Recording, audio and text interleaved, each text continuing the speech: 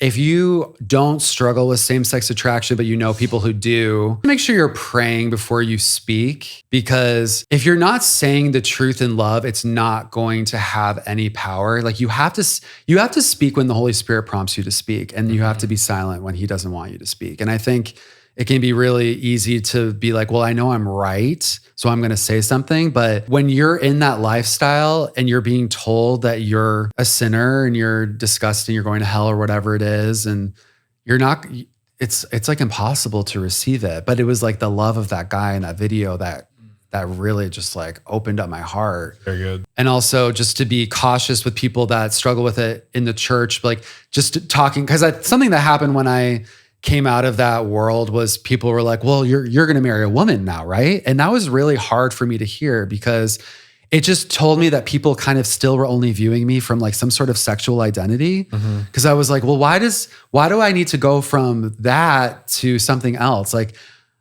I didn't even think about that. Like when I got saved, I thought I was going to be single and abstinent the rest of my life. Like I thought that's what I had to settle with. And so I really honestly was fine with it. Like I was like, that's like when I finally got to the point where I was like, I'm going to choose that.